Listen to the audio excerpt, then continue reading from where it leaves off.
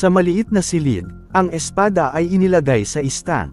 Tiningnan ni Jesus si Jean at nag-atubili sandali bago naglakas loob na magtanong, "Ikaw ang ninuno ni Eugene, tama?" Tumangala si Jean sa loob ng ilang segundo, pagkatapos ay itinaas ang kanyang kilay. "Kaya, nakikita mo ako?" Nagtaka siya, "Ikaw ba ay isang mangkukulam?" Umiling siya at sumagot sa isang maliit na boses, hindi ako mangkukulam. Ako ang anak ng mangkukulam." Agad siyang tumawa ng malakas, "Anak ng mangkukulam." Naalala niya ang huling beses na iniligtas siya ni Jean. Labis siyang nagpapasalamat at sinabing, "Huli, iniligtas mo ako mula sa halimaw na iyon, ngunit nawalan ako ng malay." Ngumiti siya at sinabing, "Hindi pa ako nagpapasalamat ng maayos, kaya maraming salamat." Biglang sumingit si Eugene, "Hoy." Malaki ang mata niya sa hindi paniniwala at nagtanong sa kanya, "Naririnig mo bang nag-uusap ang asong ito?" Tapat siyang tumango at sumagot, Pagkatapos makinig, bigla siyang bumantong hininga ng kaganhawahan. "Kaya, wala akong schizophrenia." Tiningnan niya siya at hindi maiwasang tumawa. "Schizophrenia, talaga?" Pagkatapos, ngumiti si Jean at nagtanong sa kanya, "Paano mo nalaman na ako ang ninuno ng batang ito?" Sumagot siya, "Oo." Tiningnan ni Hiso ang aso at ang taong nakaupo sa harap niya at inimagine si Jean sa anyo ng tao at inihambing ito sa kanya. Pagkatapos ay ngumiti siya at sumagot, magkamukha sila. Hindi matanggap ni Eugene at sinabing, "Ano ang problema?" Nag-blush siya at ipinaliwanag sa isang maliit na boses. "Eugene, hindi mo nakita." Tinaas niya ang kanyang kilay at nagtanong, "Ano ang nakita mo?" Sumagot siya sa isang maliit na boses, "Ang itsura ng iyong mga ninuno." Biglang lumingon si Jean upang tanungin siya, "Hindi mo ba nakikita ang aking sobrang guwapong hitsura?" Sobrang tiwala siya sa kanyang natitirang kagandahan. Mayabang na sinasabing, natural lang na mahiyain ang mga babae sa paligid niya. Nagbigay siya ng isang nandidiring buntong hininga. Pagkatapos ay kinuha niya ang salamin at ipinakita ito kay Jean. Tumawa siya at sinabing ng mapang-uyam, "Ang gwapo mo talaga." Pagkatapos niyang magsalita, nag-away ang lalaki at ang aso. Ang kanilang mga ulo ay basag at may pasa. Tungkol naman kay Hiso, kinuha niya ang kanyang telepono. Bigla siyang sumigaw, "Eugene, tingnan mo." At agad siyang lumingon. Kinuha niya ang larawan niya na may filter ng kuneho na kumakain ng carrot. Ang filter ng kuneho ay lumitaw sa hangin mismo kay Jean. Mabilis siyang sumigaw, "Ano yan?" Tiningnan niya ang telepono niya at sumigaw, "Diyos ko." Nagulat siya at nagtanong kay Jean, "Paano mo ginawa yan?" Talagang hindi makapaniwala si Eugene sa kanyang mga mata. Naisip niya sa sarili, siguro isang pagkakamali. Pagkatapos ay tumawa siya ng awkward ng ilang beses. Tiningnan niya siya at pinulupot ang kanyang pisngi. Pagkatapos ay sinabi niya kay Jean, "Lolo, lumapit ka kay Eugene." Agad, ang filter ng suka ay lumitaw sa tabi niya, na sinundan ng parehong filter ng maskara.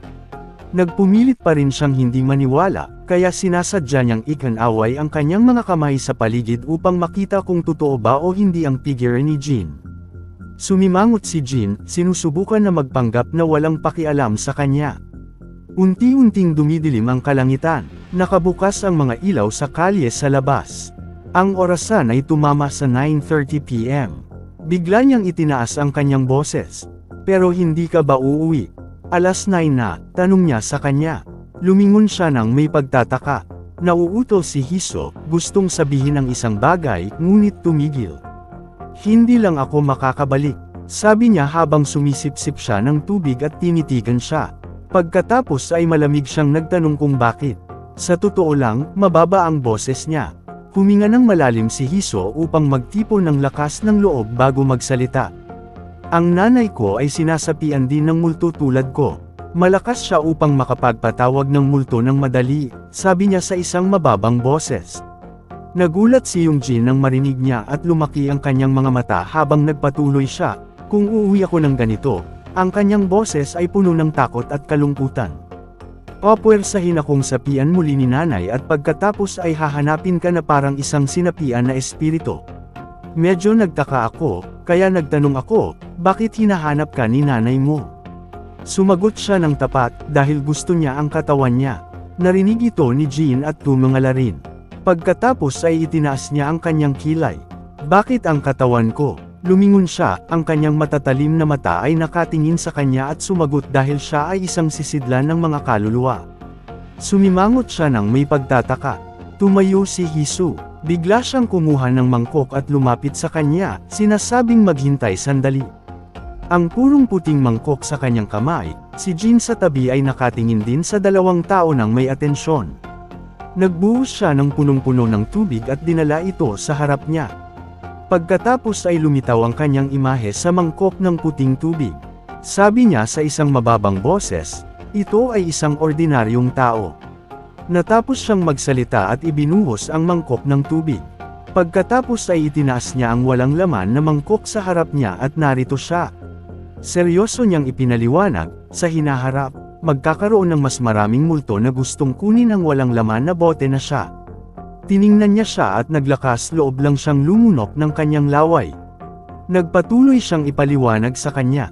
Dati, hindi ko alam kung paano ipaliwanag, kaya wala akong sinabi. Ang mga multo ay gusto. Ikaw yan, sabi niya at tumingin ng diretso sa kanyang mga mata. Sumimangot si Jin sa pagkalito. Ano yun? Tiningnan ni Jin ang dalawang tao na matagal nang nanunood sa kanya at biglang sumingit. Hindi mo alam, bluntly sinabi niya. Ang mga kakaibang bagay ay patuloy na lumalabas dahil sa iyo. Pagkatapos marinig na siya ay namutla at nabigla. Bigla, naalala niya na sinabi niya sa kanya ang ginawa niya muli sa pagkakataong ito. Noong panahong iyon, paulit-ulit niyang ipinaliwanag sa kanya, hindi ako yon. Ngunit hindi siya nakinig. Nagpumilit pa rin siyang punahin siya. Kaya, ang totoo ay ang mga kakaibang bagay ay patuloy na nangyayari mula nang makasama ko siya. Kung hindi dahil sa kanya, hindi sana nangyari ang mga bagay na ito. Agad na dumilim ang mukha ni Jin. Biglang umalangaw ang boses ni Hesu sa kanyang tenga. Walang nangyari bago ang kaarawan niya. Pagkatapos noon, nanatili rin siyang tahimik. Pagkatapos ay bigla siyang lumapit kay Jin. Lumuhad siya ng tahimik at magalang na sinabi, Ginoo. Lumuhad siya at nagmakaawa sa kanya. Pakiusap, tulungan mo ako. Tiningnan niya siya sandali, pagkatapos ay itinaas ang kanyang kilay at nagtanong muli.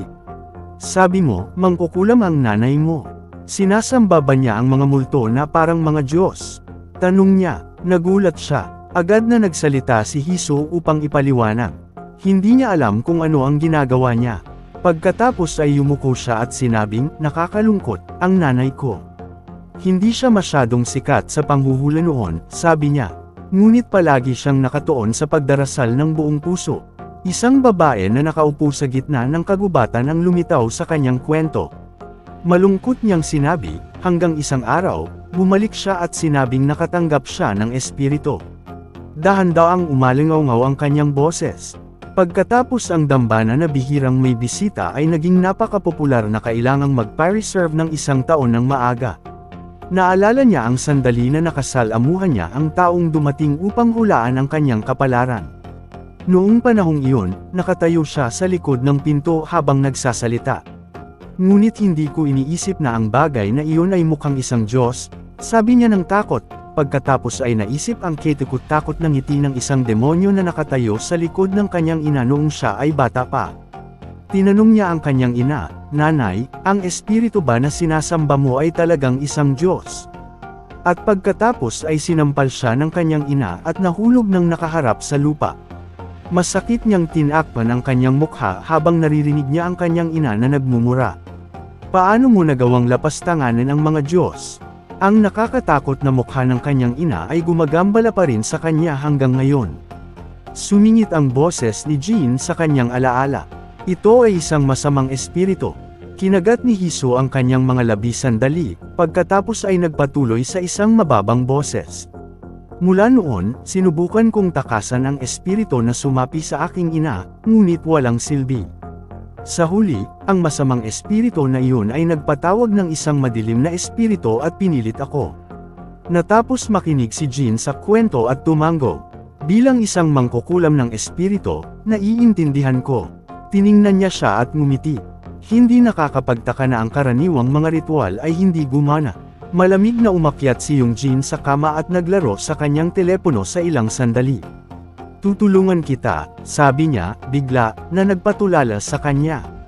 Ngumiti siya at ipinaliwanag, isinantabi mo ang buhay mo upang iligtas si Yungjin. Nararapat kang tulungan. Bigla siyang lumingon sa kanya. Ito ang tamang gawin, tama ba, Yungjin? Naguluhan siya, bigla, kailangan mo ring tumulong. Patuloy na yumuko si Hiso at masayang naghiyawan, nagpapasalamat sa kanya sa kabila ng paghawak ng kanyang kapatid sa kanyang ulo at pagtanggi na tumulong. Habang nakangiti siya ng masaya at kontento, pinaalalahanan niya siya, gabi na.